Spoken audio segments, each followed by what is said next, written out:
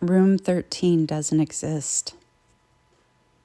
Every hotel has its secrets. Some hide dirty laundry, some hide potties, and some hide rooms that were never meant to be found.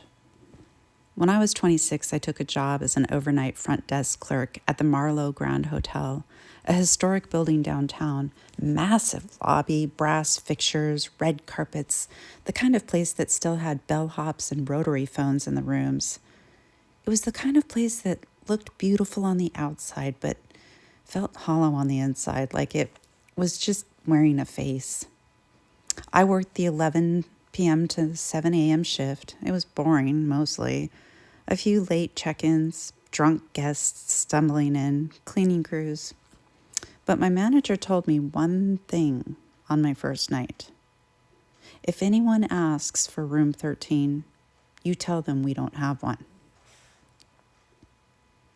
The hotel had 15 floors.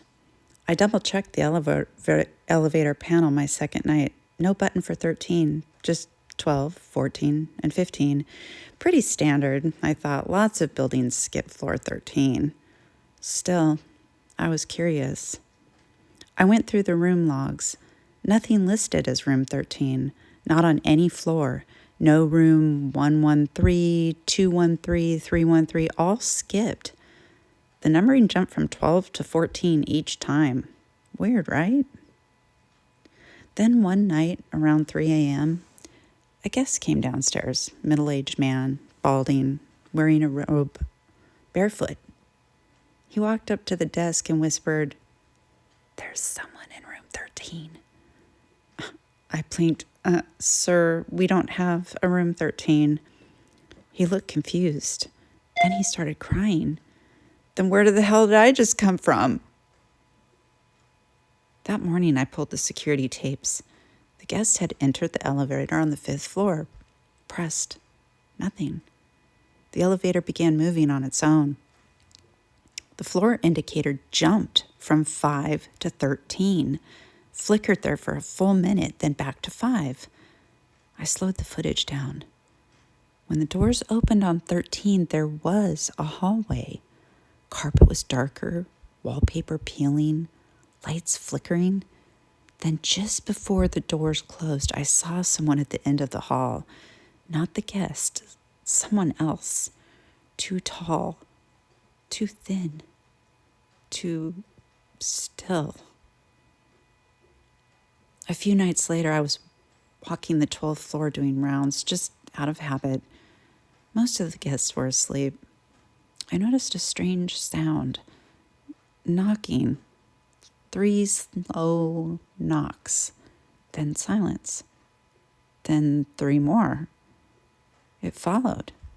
The sound was coming from between rooms 1212 and 1214, where 1213 should have been. But there was no door, just a flat wall. Still, the knocking came again.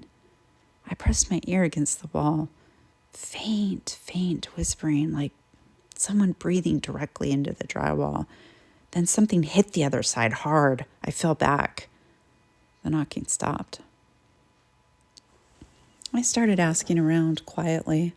One of the housekeepers, Rosa, told me she had seen a door there once, years ago before she'd transformed to daytime shifts. She said it was black, no number, just a tarnished doorknob. She also said she saw a guest walk into it, a woman with a cane. She never came out. I told the manager, she said, and he just told me not to ask questions, so I stopped asking. I cornered one of the maintenance workers, Joseph, older guy, always looked like he'd just seen something he couldn't explain. I asked him directly, "Is there a room 13? He stared at me a long time and finally said, "It's not a room, not really. It's more like a memory the building can't forget." I asked what that meant. He said, "Room 13 was sealed in 1979 after an unaliving. A guest shot his wife and kid, then himself, but the bodies weren't found for 5 days. The room smelled so bad they had to gut it to the studs, but people kept hearing things, crying. A lullaby. They boarded it up, changed the floor plans, but guests would still end up there. Elevators would skip to 13. Housekeepers would find towels missing, keys would vanish and reappear under the door. That room, he said, wants to be remembered. I should have let it go, but I didn't. I wanted to see it. So on my day off, I waited until after 2 a.m., brought bolt cutters, brought a flashlight, took the elevator to the 12th floor, walked to the wall between 1212 and 1214, and there it was, a black door. No handle, just a keyhole. But my flashlight began flickering, and the hallway light above me blinked twice, then buzzed out. When the darkness fell, I heard the lock click open. The door creaked.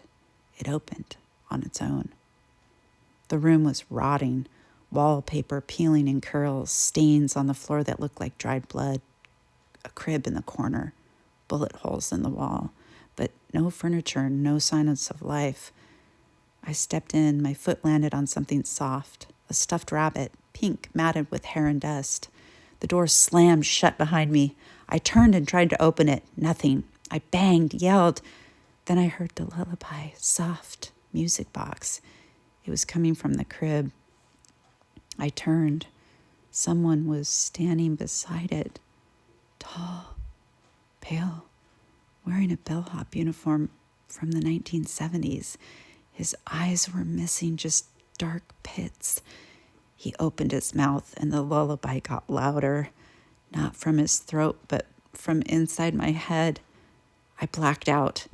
I woke up in the hotel lobby in a chair, just sitting there, shaking, covered in dust. No one else saw me leave. The cameras never showed me go in. But when I checked the elevator logs, it did go to floor 13 at exactly 3:33 a.m. I quit that week, but I still dream about that room. Sometimes I hear knocking on my own apartment wall, always 3 times. I moved, changed jobs. It doesn't matter. The dream's always in the same way.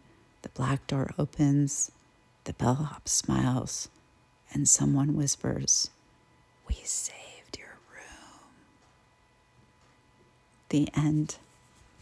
I hope you guys enjoyed today's stories. As always, I welcome you to go back to day 1. If you have missed out on any of the stories, feel free to listen to all of them.